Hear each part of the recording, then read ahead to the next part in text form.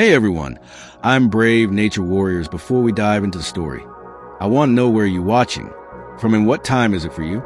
It's always fascinating to see listeners tuning in from different places. Now, sit back, relax, and enjoy story number 1. I was lighting the last cinnamon candle when the rain started again, soft and steady against the kitchen window.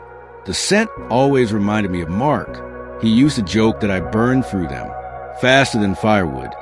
Said the house smelled like a bakery in morning.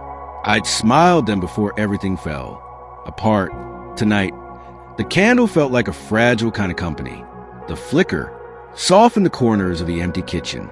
And for a second, I almost believed I could enjoy Halloween again, the way I used to before the silence of this house became louder than any ghost story. The divorce papers had been finalized in August. He got the dog. I got the mortgage. Ashland was supposed to be a fresh start, a quiet street lined with maple trees and retired couples who still waved when they saw you. I bought a small bucket of candy, told myself I'd keep the porch light on all night. It had been years since I'd answered the door for trick-or-treaters. I wanted to feel normal again. The first knock came just after 7-3 polite taps.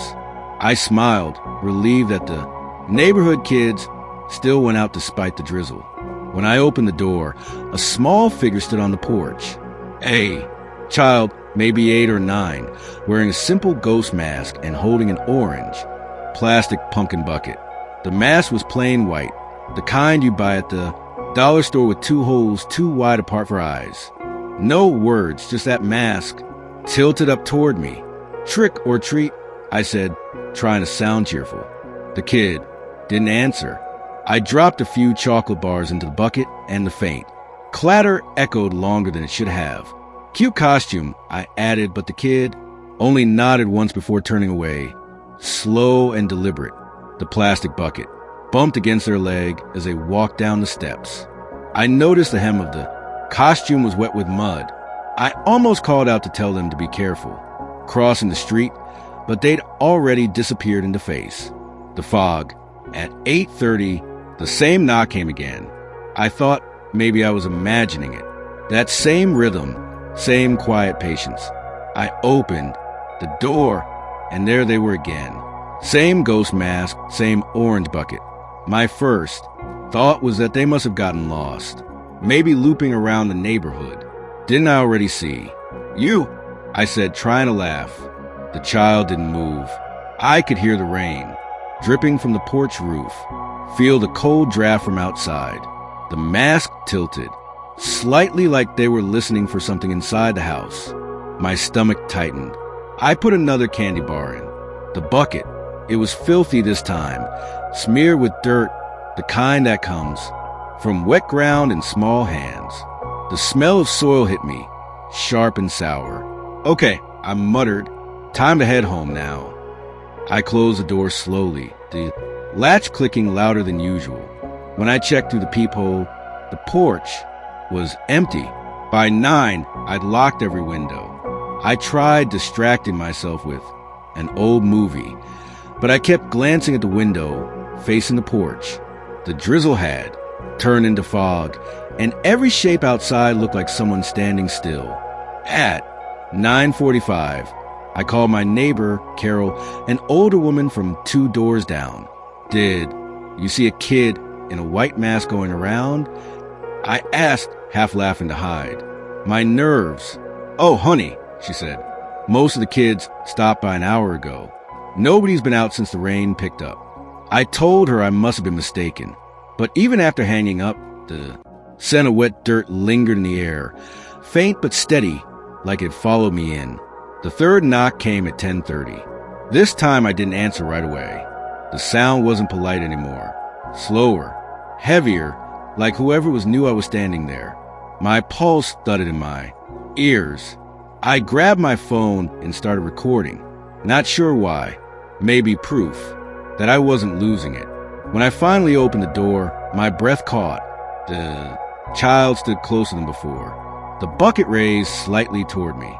The white mask glistened under the porch light, drops of rain sliding down it. Listen, kid, I said, voice shaking a little. It's late. Go home. Nothing. The plastic bucket tilted forward again. Inside, my candy bars were half melted, the wrappers torn open. My name, Sarah, was scratched into the side of the pumpkin in messy, jagged letters. I froze.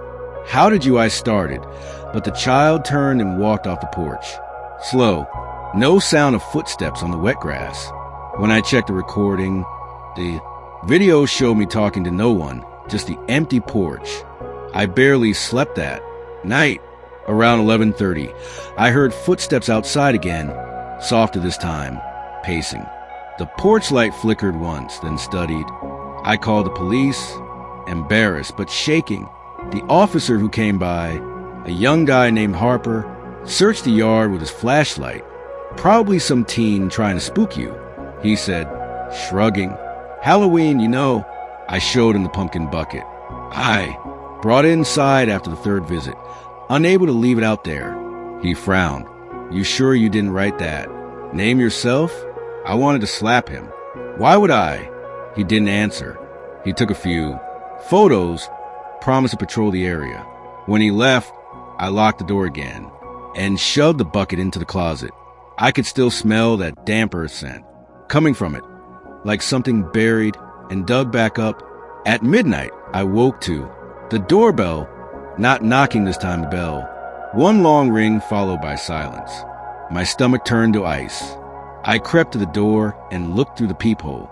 The porch was empty, but on the mat sat the pumpkin bucket. No one in sight.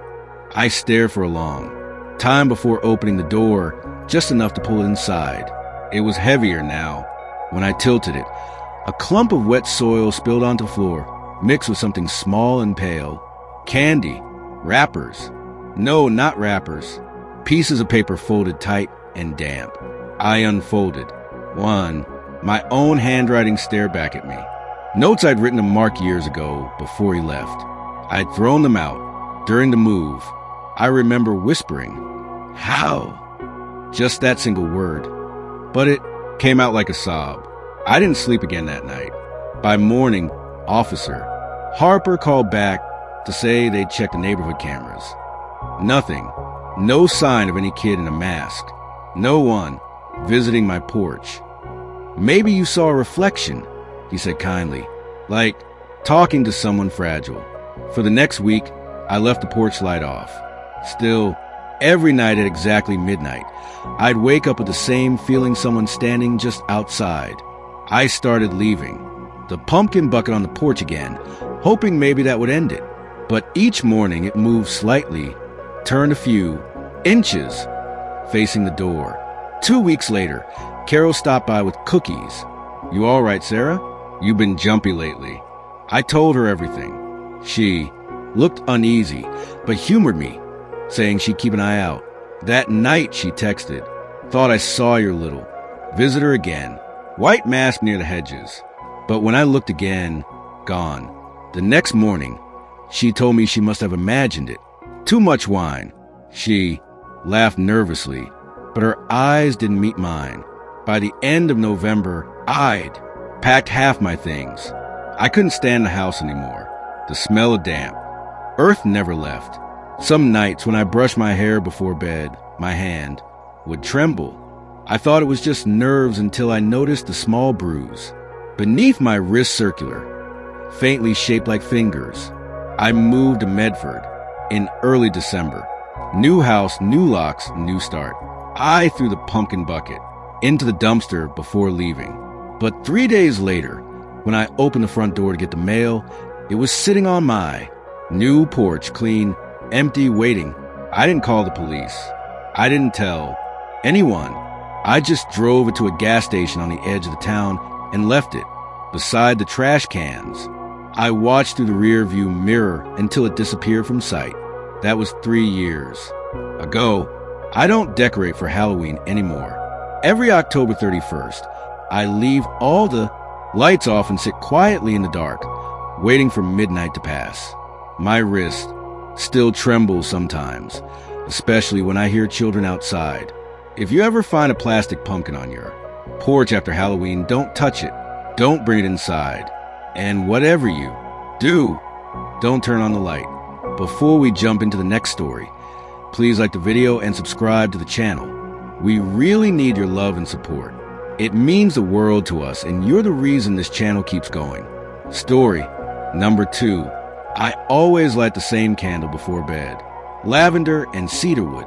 The kind my sister used to buy from a small shop near Pickering Wharf. She said it smelled like calm. I keep one on my nightstand now, half melted and uneven, its label stained from where I spilled tea last. Winter. I light it every night before sleeping. Sometimes just feel like she's still nearby. Her name was Emily.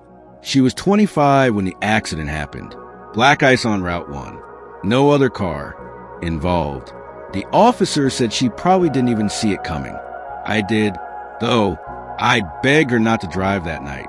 I'd been the one who told her to come visit in the first place. The guilt sticks to me like the wax on that glass. Jar impossible to clean no matter how hard I try. It was Halloween night 2019, and Salem was buzzing even through the fog. I'd gone to a coworker's party downtown, mostly to prove to myself that I could still have fun, that I wasn't the sad sister everyone tiptoed around. I didn't drink much, just one spiked, cider and a slice of pumpkin bread. But as I left close to midnight, the streets were emptying fast. The mist had thickened, swallowing sound. My boots clicked against the brick sidewalks of Whisper Lane, my street, named long before the irony set in. The lamps there always hummed faintly like distant bees. I used to find it comforting. That night, though, the sound seemed louder, throatier, alive. By the time I reached my house, the air felt charged, as if lightning was waiting just above the clouds. The street lights flickered one by one behind me, a soft stuttering rhythm. I paused near my gate, frowning. The hum had shifted, no longer a drone, but a broken melody, and under it, faint as breath, something shaped like my name, Lena. The sound scraped through, the fog like static on a radio. I froze, convincing myself it was just the winding through the branches. I whispered, "You're tired," and hurried up the steps. Inside, I locked the door and blew out the candle I brought home from the shop, its scent lingering like memory. The next morning, I laughed it off at work. The bookstore was packed with tourists looking for ghost stories and tarot decks. My coworker Nora teased me when I mentioned it. "It's Salem," she said. "Everything whispers around here." I tried to smile, but that hum stayed with me, a low vibration in my chest that didn't fade even under fluorescent lights. Around lunch, I noticed a photo we kept on the break counter, the one of me and Emily taken last fall at the Pumpkin Festival.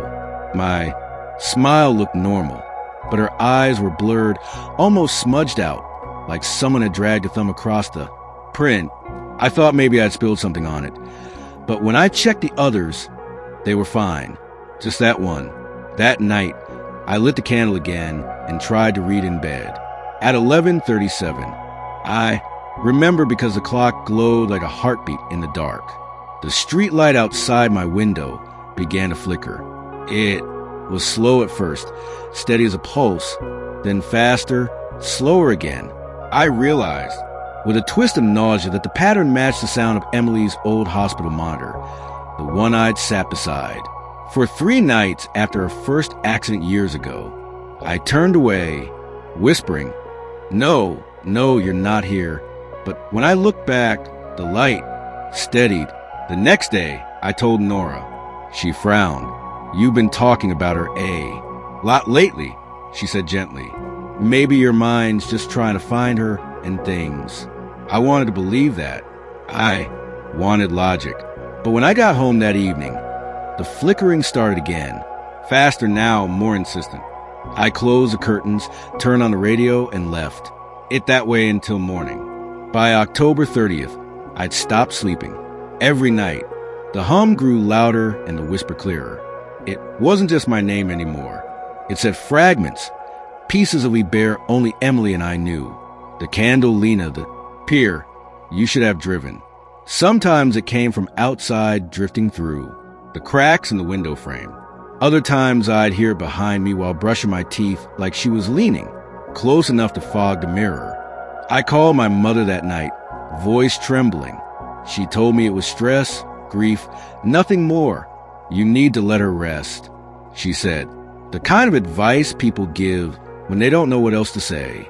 But how could I when Emily wouldn't let? Me? Halloween fell on a Thursday that year. I'd planned to stay in no parties, no visitors. Around 9 p.m., Nora texted that she might stop by after a shift. I didn't answer. I was too busy listening. The hum had started again, louder than ever. Every streetlight on Whisper Lane glowed in perfect sequence, flickering like synchronized heartbeats. I stood at the window, candle burning, low beside me, and whispered, "Emily." The light nearest my house brightened, until the bulb buzzed audibly. Then a voice, soft, wet, trembling, formed. Through the hum. "Lena, it was her. I swear it was." I stumbled backward, nearly knocking the candle over. "What do you want?" I whispered. Tears. Burning. The answer came like a sigh. "Come outside." I knew I shouldn't, but my body moved. Before my mind could stop it, the air outside was freezing, my breath visible, in short bursts. The fog was thicker now, curling around a lamppost like smoke. Every bulb along the street dimmed, except the one directly above me. It pulsed one slow beat, too fast, one slow. I whispered, "I'm sorry," and hum shivered in response. Then came the first real encounter. The light nearest. The corner of the block blinked out completely, and the next one followed, and the next darkness rolling toward me like a wave. When it reached my feet, I heard her voice again. Closer. "You left me." My heart pounded so hard it drowned the hum. "No," I said, shaking. "I tried to help you." The wind shifted, and I could smell her perfume, the vanilla blend she always wore. Then a whisper right at my ear. "Then why didn't you stop me?" I ran. Inside, slamming the door, hands shaking too much to turn the lock. The next morning, when I checked the porch, there was a scorch mark in the wood where the light had been brightest. That should have been enough for me to leave, but I didn't. I told myself it was a malfunction, maybe faulty wiring. When Nora came over that afternoon to drop off leftover candy, I pointed out the scorch mark. She leaned down, touched it, frowned. "Weird," she said. But when I mentioned the whispering, she went quiet. Later, she texted. "I didn't hear anything, but I dreamt about her after I left. She called your name." That night, Halloween, the street went completely dark at midnight. No hum, no flicker, just silence. I thought maybe it was over. I crawled into bed, exhausted. Then I heard it faint but unmistakable. The rhythm of her heartbeat monitor, steady and slow. It wasn't coming from outside anymore. It was coming from my lamp. The bulb pulsed gently, and beneath it, the candle flame quivered in. "Sing, Emily," I whispered. A soft breath answered right beside my bed. Finally, I woke up the next morning with a tremor in my left hand that hasn't gone away since. The candle was burned out completely, melted down to glass and soot. When I went to the window, the street light outside was still flickering, slow and steady. That same impossible rhythm. The neighbor said the outage must have been temporary, that no one else heard anything unusual. Even Nora swore she never mentioned dreaming about Emily. I stopped lighting candles after that, but sometimes I still smell lavender and cedarwood, faint as smoke. And at night, when the fog drifts in, the street lights begin to hum again, low and electric, building until one voice rises above the rest. Mine whispering back, "I know how this sounds. I know you'll think it's grief, or stress, or the brain playing tricks when the body wants comfort. But if you ever walk down Whisper Lane on Halloween night, and you hear your name carried through the hum, don't answer. Don't. Look up, and whatever you do, don't whisper back." Story number 3. I still keep the key on my ring. dull brass, a little bent at the teeth. Every time I hear it jingle, I think about that house in Atoria and the week I spent there the October after my mother died. It was supposed to be easy money. A friend of my aunt's needed someone to watch her place while she visited family in Idaho. I had just turned 26, working as a barista downtown, scraping rent together and pretending I was fine. My mom used to say I never knew when to leave things alone. I had to poke, question, test everything. She'd said that the last time we spoke, 2 days before her heart gave out. I still hear the irritation in her voice when I think about it. Maybe that's why I took the house-sitting job to prove to myself I could be responsible, grounded. But it turned out to be the last place I should have been that Halloween. The house sat on a bluff overlooking the Collier River, tucked behind wind-twisted pines. It smelled faintly of salt, mildew, and something metallic like old pipes. It rained constantly that week, the kind of coastal rain that never fully stops, just thickens, then thins again. Inside, everything felt frozen in the late 80 seconds. Plaid couch, analog TV rotary, phone. There was one rule in the note the owner left. Do not open the basement door. I laughed when I read it. Probably rats, I thought. Maybe mold. The lock on that door was old brass, too scratched, from decades of use. The smell from underneath damp salt and rust made my eyes water when I passed by. The first 2 nights were quiet. I made coffee, read paperbacks, and fell asleep to the rain tapping the windows. But on October 31st, exactly at midnight, I heard a faint rhythmic scratching from beneath the floorboards. At first, I thought it was tree branches brushing the siding, but the sound was too steady. Scratch, pause, scratch, scratch. The cat clock on the wall ticked loudly in the silence. I called out, hello? Half joking, half nervous. Nothing. I tried to ignore it, telling myself houses creak differently in wet weather. But the smell changed that night too sharper, like salt water mixing with iron. The next morning, I mentioned it to my Syracuse Mason when he stopped by for coffee. He was from Atoria originally, knew the house. That place, he said, eyebrows lifting. Guy went missing there years ago. Homeless dude. Cop said he was hiding from a patrol one Halloween and never came out. He laughed, see my face. Relax, man. Probably raccoons. Still, when he left, the story lodged in my head like a splinter. By evening, the rain had picked up, hammering the roof in waves. I tried to drown it out with music, but right before midnight, the stereo clicked off. The lights dimmed. Then came the scratching again, closer this time, right against the basement door. I crept toward it, hard, hammering.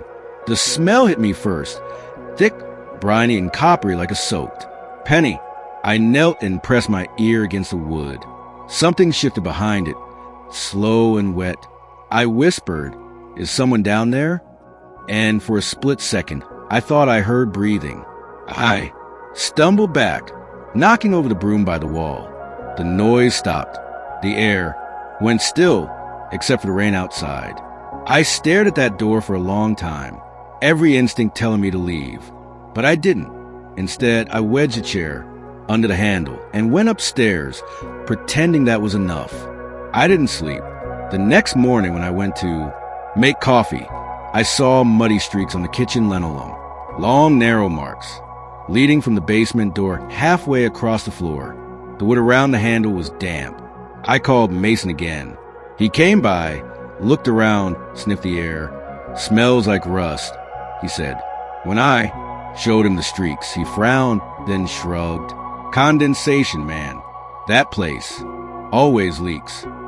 Later, when I brought up again, he swore I never told him any of that. That night, the rain turned to a storm. The power flickered in and out.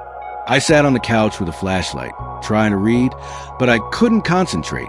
At 11:59, the scratching started again, furious this time, scraping in bursts that made my skin crawl. I shouted, stop it. The sound paused, Then something thudded against the door hard enough to shake the frame. My flashlight flickered. I swear I heard a voice hoarse muffled saying something. Like, "Cold, help me." My throat closed.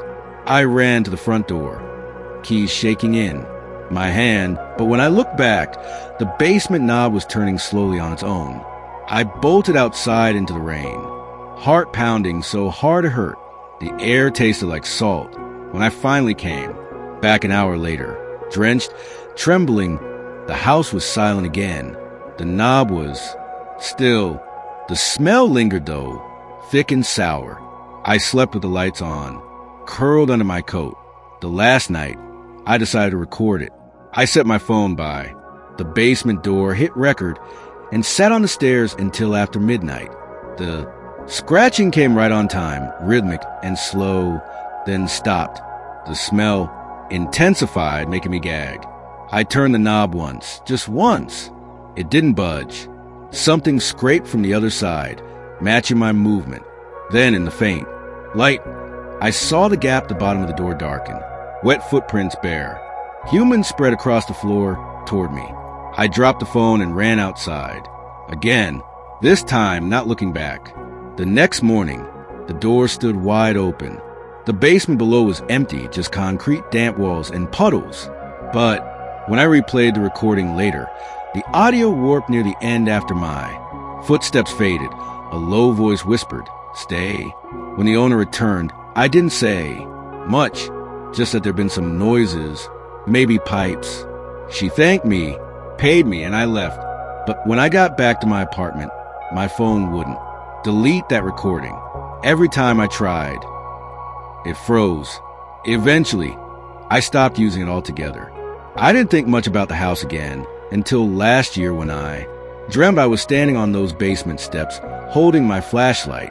The air was damp and the smell of that same salt and rust filled my lungs. From the dark, below came a whisper. "You heard me." I woke, shaking, and my left hand hasn't stopped trembling since. Sometimes, especially around late October, the key on my ring turns cold. So cold it burns. I've thought about throwing it into the river, but something in me won't let go. Maybe curiosity, maybe guilt. Either way, I still hear scratching some nights when the rain hits hard enough, faint and steady, as if from far below. If you ever house sit near a torii near the cliffs where the pines bend toward the sea, and the owner tells you not to open a certain door, don't argue, don't wonder, don't press your ear against it to be sure it's real. Curiosity doesn't just kill cats. Sometimes it keeps you listening forever. Which story setting scared you the most? Let me know in the comments. Story number 4. I still remember the way the air smelled that fall. Dry hay, pumpkin flesh, and the faint sour tang of cider left too long. In the Sunday, I was 19 then, spending my last season helping Dad run our pumpkin patch before heading to community college in Portland. Every morning before the visitors came, I'd walk to the rows of vines with my pocket knife and an old thermos of folders, checking for rot. That knife had belonged to my older brother, Mark. He died when I was 12, an accident with the tractor we still used, the one Dad never sold. I kept his initials, scratched into the handle. Every time my thumb brushed the grooves, I thought about how he taught me to carve faces into the smaller pumpkins. He said, every face had a story, and if you cut the right one, the pumpkin would smile back. That October, the soil was dust, dry from weeks without rain. The field looked endless, all orange and gold, under the setting Sunday. We just started letting kids pick their own pumpkins, and Dad had been grumbling about how my carvings scared them off. I'd been carving late into the evenings, sitting by the barn with a flashlight, slicing deep eyes and open mouths into the biggest pumpkins. The faces looked strange, almost alive. One night, he came out and told me to stop. Said the sheriff had come by asking if I'd seen a missing woman from town, a waitress from the diner on Highway 18. He said her picture was on the flyers by the feed store, and damned if one of my carvings didn't look just like her. I laughed at first, But when he showed me the photo, my stomach dropped. The cheekbones, the eyes, it was her. I told him it was a coincidence, just lines and shadows. But the next morning, I found another face half carved on the porch, knife marks still fresh, seeds scattered on the wood. I didn't remember doing it. The face was of someone else. I recognized a man who came by last week with his kids. He'd gone missing the night before. I asked Dad if maybe he'd carve it to mess with me, but he swore he hadn't touched a blade in years. His hands shook a little when he said it. I tried to laugh it off, told him I must have done it in my sleep. He didn't find that funny. By Halloween week, things started feeling wrong. The field seemed quieter. No crickets, no owls, just dry wind and the creak of vines. I'd smell rot in the air even though the pumpkins looked perfect. The scent clung to my hands no matter how much I washed. One evening, Dad sent me to the shed to fetch twine. When I opened the door, I heard breathing inside slow, ragged. I called out, thinking maybe a raccoon got in, but nothing moved. I switched on the light. There was just a knife gleaming on the workbench and a half-finished pumpkin. Its mouth hung open like it was, gasping for air. I carried that pumpkin outside to show Dad. He frowned, said I needed to stop letting my imagination run wild. When I tried to explain, he just sighed and told me to get some rest. You're making shapes out of shadows, he said. But when he turned to leave, I noticed him looking back at the pumpkin one more time. That night, I left it by the barn and locked my window. Still, I couldn't sleep. Around midnight, I heard footsteps outside, slow, dragging. The porch creaked and the smell of weather drifted in through the cracks. Then something tapped the window glass. 3 times. I froze. The tapping stopped, but I swear I heard a voice whisper my name. The next morning, Dad found a trail of muddy footprints near. The porch bear, small like a child's. The pumpkin I'd left by the barn was gone. In its place, there was another one carved with that same gasping expression, but this time the eyes were shaped like mine. The detail made me dizzy. Dad called the sheriff again, but when he arrived, the pumpkin was just normal. The sheriff laughed it off, said some teens were probably pranking us. Dad said I needed a break.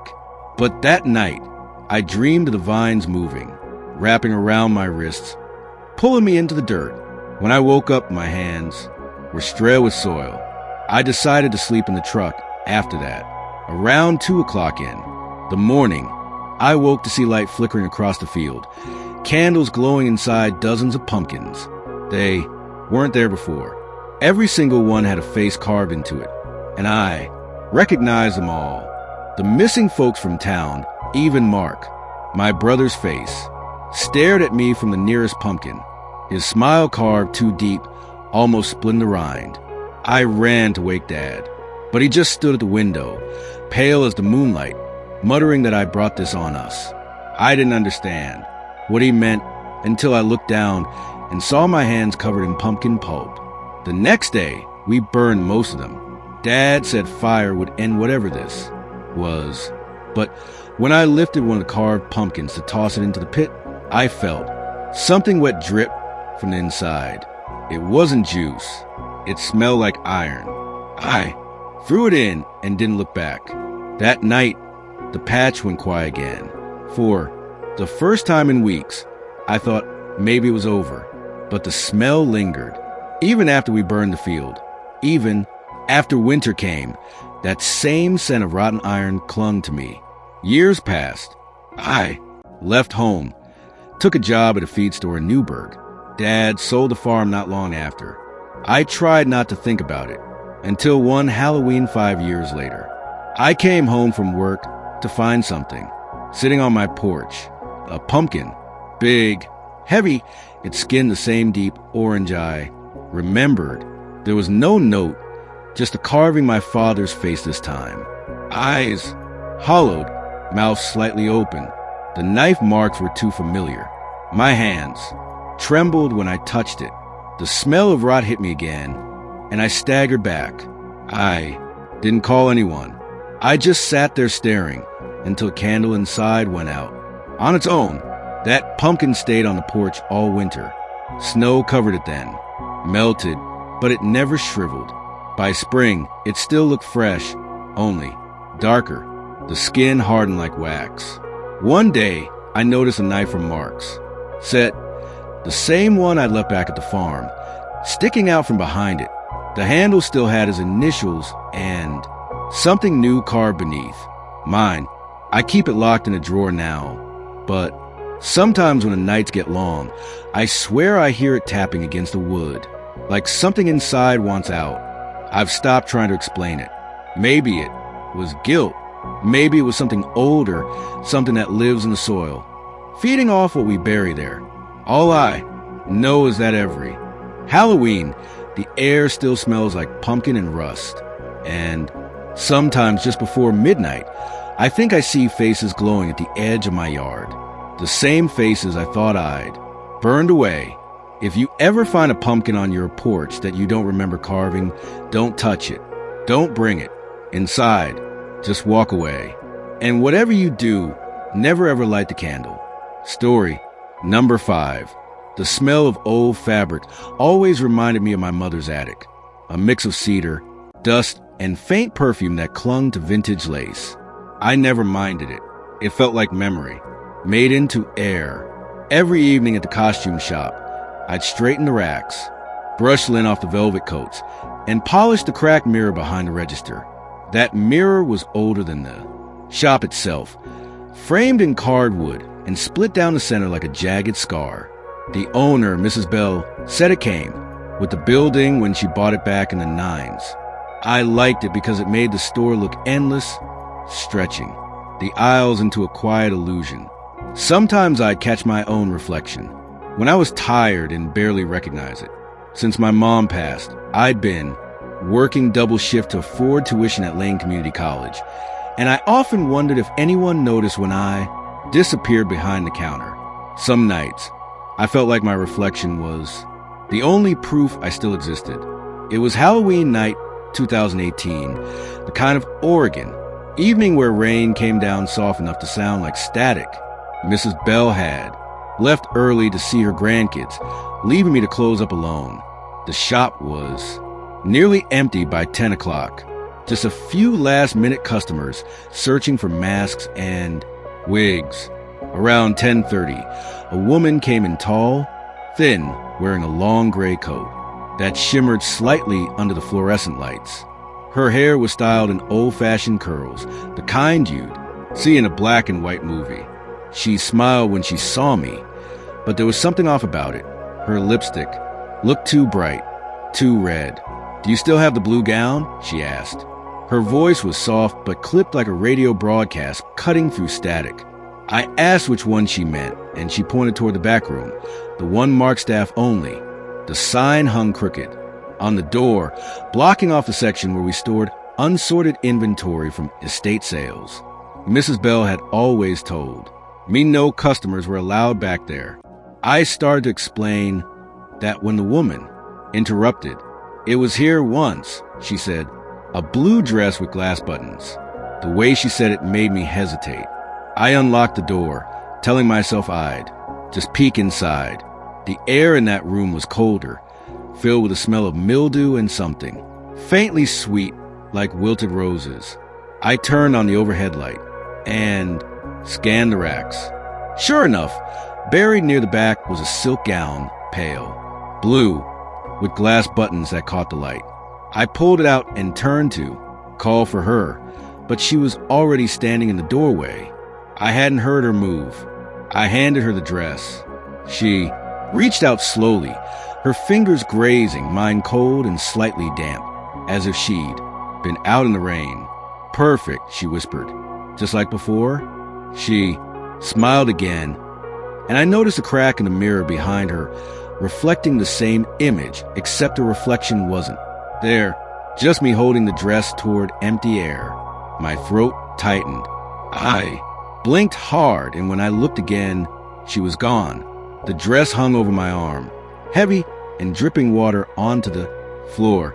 I told myself I was overt tired, that the reflection had simply been warped by the cracked glass. Still, I hung the gown in the window to dry and locked the back room. Around 11 o'clock, a coworker named Jessie stopped by to pick up her paycheck. I told her about the woman, how strange she seemed. Jessie laughed. "You met the ghost of Fifth Street," she said. "People say a lady died here in 1959. Found in a dress like that right before the place caught fire. She was trying on costumes for a Halloween party when the heater blew." Jessie grinned, but I could tell she meant it half serious. "She shows up every few years," she said. "Guess it's your turn." After she left, I checked the window. The gown was gone. The hanger swayed slightly, damp thread still clinging to it. My heart pounded. I searched every rack, every face, corner, even the locked back room. But the dress had vanished. I called Mrs. Bell, but she didn't pick up. The next morning, she told me I'd probably just misplaced it. "That room's a mess," she said. "I'll find it tomorrow." When I insisted I saw someone take it, her voice grew sharp. "No one was in there. Dear, you must have imagined it." That night, the rain returned harder, slapping against the shop windows. I tried not to think about the reflection, tried not to think about how the mirror had shown only me. But when I bent down to pick up a drop tag, I noticed footprints, small, bare and wet, leading from the front door toward the back room. I followed them to the mirror. The glass was fogged, and for a second I thought I saw someone standing just over my shoulder. When I turned, no one was there. The first real encounter happened soon after. I was closing up, shutting off the lights Rowby Row when I heard humming a faint, tuneless melody coming from the dressing rooms. It sounded like someone humming through their teeth the way my mother used to when she sewed late into the night. "Hello," I called. "Out." No answer. I peeked inside the last stall and froze. The blue gown was hanging on the hook, perfectly dry, and in the cracked mirror above the vanity, I saw her standing right behind me, head tilted, eyes hollow black. The reflection moved, but I didn't.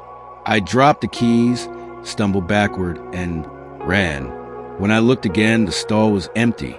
The next day, I showed Jessie the footprints still drying on the floor. She frowned. "Maybe you tracked them in," she said.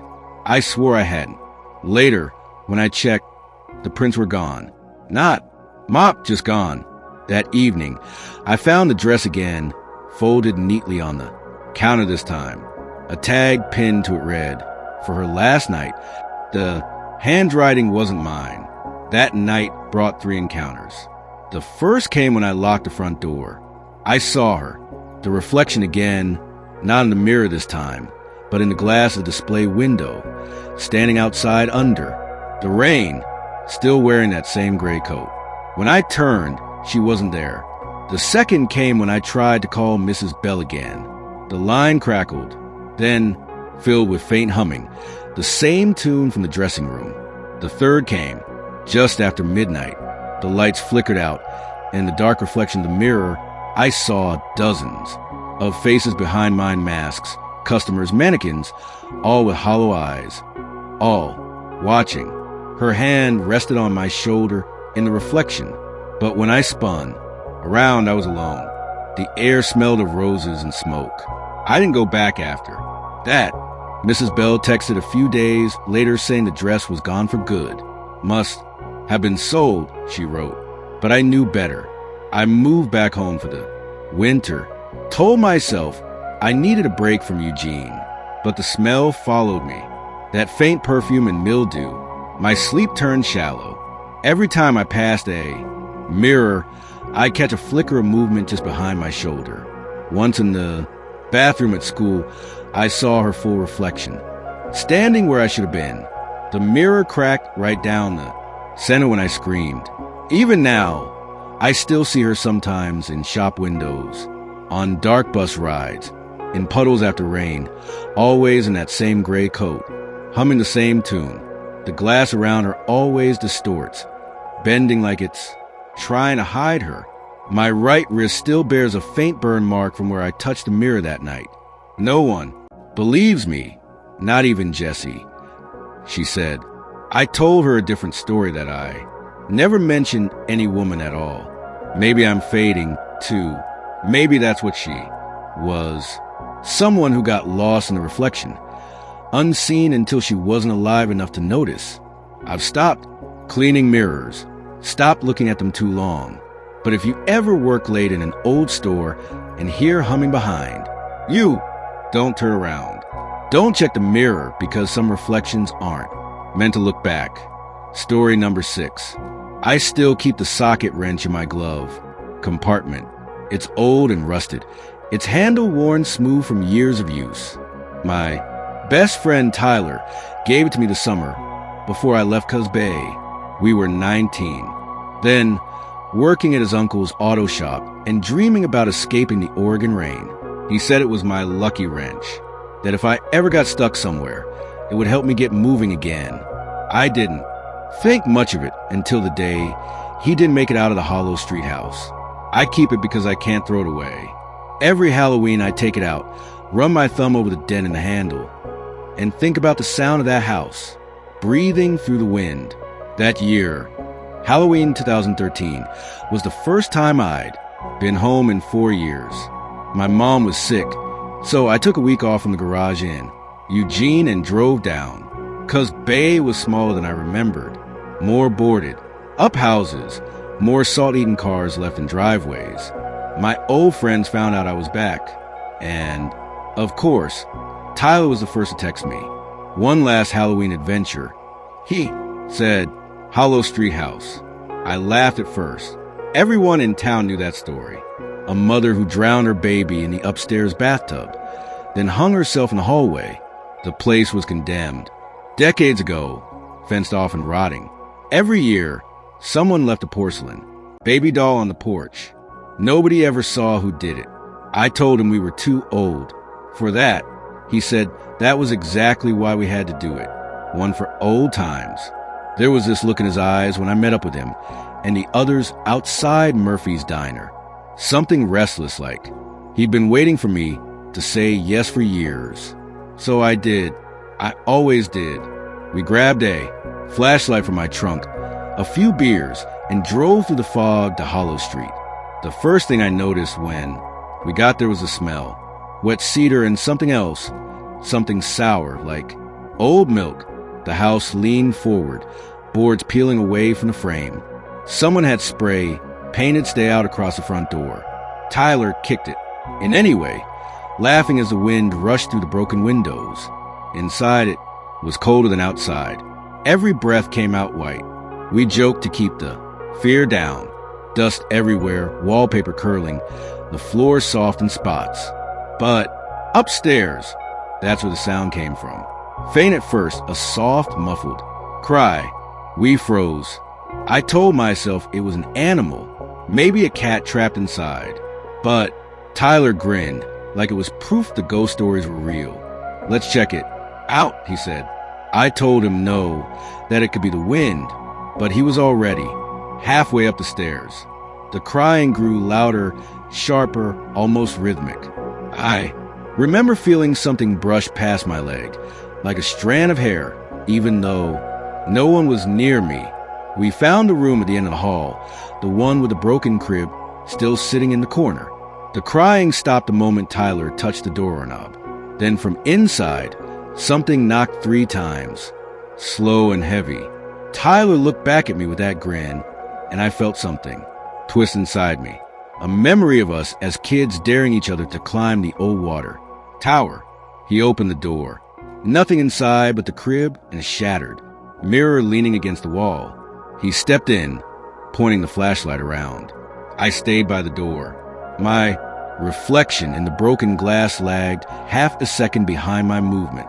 I blinked, looked again, and it caught up. Tyler laughed, but his voice sounded wrong, like it came from farther away. That was the first wrongness.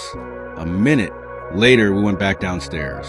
The wind had picked up and something thudded against the side of the house. We heard scratching nails dragging across the wood. I told the others it was probably a branch. But the sound followed us as we moved, circling the house like it. Knew where we were. I tried to keep it together, pretending I wasn't shaking. Tyler found a baby doll on the living room floor. Porcelain face, one eye, missing. Someone left it here for us, he said. Creepy little welcome gift. He put it on the mantel. We cracked open our beers. The wind howled.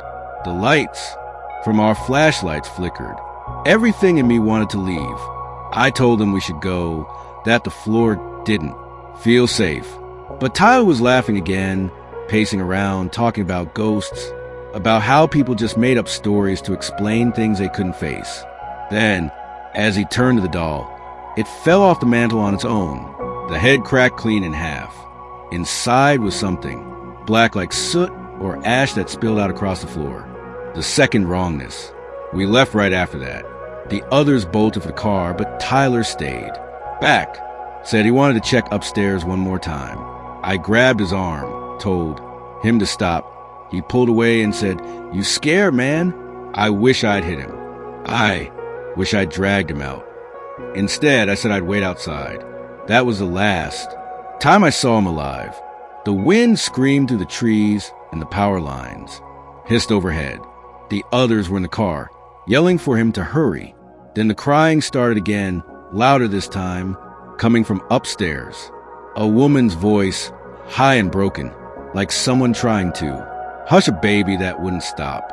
Then a thud, then silence. When I ran back in, the flashlight beam shook in my hands. The house seemed smaller now, the hallways narrower. The air stank of wet fabric and rot. I called his name. The crying stopped again. I reached the room. The door was closed. My hand on. The knob felt like it was burning. When I pushed it open, the crib was rocking. On its own. And there on the floor lay Tyler's flashlight, still on, pointing. At the wall, written in the dust above it, in something dark, were the words, "Hush the baby." That was the third wrongness. I never found him. Not that night. Not after the police came. They said the floor upstairs had collapsed years ago, that the room didn't even have a crib in it. I told them what I saw. They said I must have been confused, scared, probably drunk. One of the officers swore the house was empty. When they searched it, my friends backed him up. They said Tyler left before me, that I was the last one out. I stopped sleeping after that. Every time I closed my eyes, I heard the crying. I left Cuspe again a week later, but I took the wrench with me. Sometimes I think I can still smell that sour, milky air like spoiled baby formula. Last winter, I went back just for an hour. I parked across from Hollow Street House, which was nothing but a collapsed frame by then. And there on the porch beam that was still standing was a porcelain baby doll. New, clean eyes shut like it was sleeping. When I got home, I found a smear of black dust under my nails. I scrubbed my hands raw, but the smell wouldn't leave. Now every Halloween, I take that wrench out again. It's colder than it should be, like it's been sitting in a freezer. Sometimes when I hold it long enough, I feel it vibrate just slightly, like something trapped inside it is trying to move. The last time I told this story, my girlfriend laughed it off, said I'd scared myself with ghost stories. But 2 nights later, she woke me up, said she heard a baby crying in the kitchen. When we got there, the sound stopped. The wrench was sitting on the counter. It's still there. I haven't touched it since. So, if you ever find yourself walking down Hollow Street on Halloween night, and you hear crying coming from one of those old houses, don't go looking. Don't try to be brave because it doesn't want saving. It wants someone to listen. And once you do, it won't ever stop. Story number 7. Every night before bed, I wind my wife's old wristwatch and set it on the window sill beside the recliner. It's a silver Timex with a cracked face and a faded blue strap, the kind she wore even when it stopped keeping perfect time. Close enough, she used to say, laughing, I just like the ticking. After she died, I couldn't bring myself to put away. Now it's the only sound in the house most nights, steady and small against the silence. The first snow of 2020 had just started to fall when I noticed a flicker in the window across the street. It was faint orange, weak, but enough to catch my eye. The house had been empty since June when the Bakers moved out. Their realtor sign still leaned crooked in the yard. I told myself it was just the reflection of a passing car. Still, I watched for a long time. I live on the edge of Bend, a cul-de-sac where the wind carries the smell of pine, and the roads always seem too wide for how few people drive them. After my wife passed, I filled my days with work foreman at Henderson and Sons Construction and my nights with nothing at all. Dinner from a microwave, maybe a game on low volume. Sometimes just the sound of that watch ticking beside me. I'd stopped answering calls from friends months ago. People mean well, but their pity feels heavier than loneliness. I told myself I was fine until the night I noticed that curtain move. It was the far right window of the empty house, the one that looked directly into my living room. I'd glance away for a second, and when I looked back, it would shift just slightly, like someone inside had stepped aside from view. The first time, I laughed it off. Old houses move in the cold. Fabric sways in the draft. But the next night, I saw it again. A slow sway, deliberate, and behind it, for just a breath, a faint glow like candlelight catching dust. I got up, grabbed the binoculars I kept from my hunting days, and trained them on that window. Nothing, just a curtain, still as death. I checked again an hour later. It had moved an inch. I told myself it was paranoia. Isolation plays tricks, especially in the snow. Still, I mentioned it to my neighbor, Pete, a retired firefighter who lived 2 doors down. He chuckled and said, "Maybe some squatter keeping warm in there. That place has been dark for months." He promised to swing by with his trucks. Spotlight later that week, but he never did. He claimed later he forgot. The thing is, I didn't. That house stayed in my head. I found myself glancing toward it every time I pass a window. The curtain always faced me now, pulled tighter like it knew I was looking. A few nights later, I was watching the late news when I heard something, a faint tapping. I muted the TV. The sound came again. 1 tap, then 2, then a pause. It was coming from my front door. My heart started pounding. As I stood up, outside, the snow fell heavy and slow, covering the porch light's glow. I opened the door. No one there, just footprints. Small bear, leading down the steps and across the street toward the vacant house. That was the first wrongness. I told Pete the next morning. He laughed again, said, "Kids, maybe Halloween, coming up." But the prints had been too clear, too solitary. I didn't argue. That night, I left my porch light on. Around midnight, the flicker returned. This time, it wasn't a reflection. It was a candle burning steady in the window across from mine. I watched it for nearly half an hour. When I finally went to bed, the ticking of the watch sounded louder than ever, like it was counting down instead of keeping time. 2 days later, I found something on my doorstep, a photo. It was small, Polaroid style, grainy, showing the view from inside the vacant house through that same window straight into my living room. I could see my recliner, my coffee mug. The corner of the blanket my wife had crocheted before she got sick. My hand shook so badly I dropped it. When I showed Pete the next day, he frowned and said, "Could be a prank. You sure it's your house?" I pointed out the clock on the wall. He squinted, shrugged.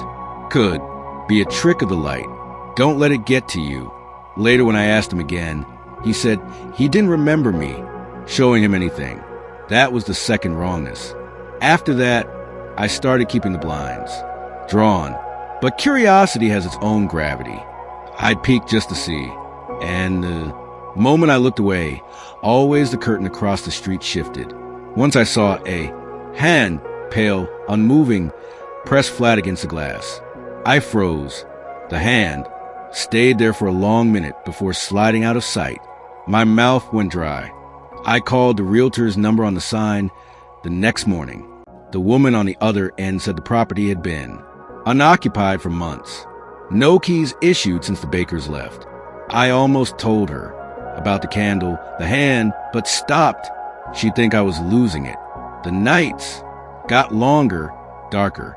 The snow thickened. I started sleeping in the recliner, half dozing, always facing that window. Sometimes I'd wake to find the candle burning again. Sometimes the curtain already open, like whoever or whatever was there had been watching me sleep. I stopped turning on the TV, stopped calling anyone. The only sound left was the wind and that ticking watch. The third wrongness came on Halloween night. The street was silent. No trick-or-treaters. Not that year, too. Cold. Too much fear in the air. Around 10, I saw the candle again. But this time there were two. They burned low, side by side, and between them I saw something moving. A silhouette, a head, shoulders. It leaned forward toward the glass until I could almost make out the curve of a face. I don't know why I grabbed my coat, my flashlight, and the keys to my truck. Maybe because I couldn't stand the thought of someone sitting there watching me from the dark. Maybe because I just needed to know. I crossed the street. The snow squeaked under my boots. The cold cutting through my gloves. The house looked smaller up, close. I could see my own reflection faintly in that window, and behind it, nothing. The candles had gone out. I tried the door. It opened on the first pull. The air inside was heavy, stale. I stepped in. My flashlight beam caught. Floating dust. No footprints. No furniture. Just a faint smell. Something. Sweet, familiar, like my wife's lavender lotion. I climbed the stairs, one creaking at a time. The hallway stretched too long. I found the room with the window. The curtain hung still. The candle sat on the floor.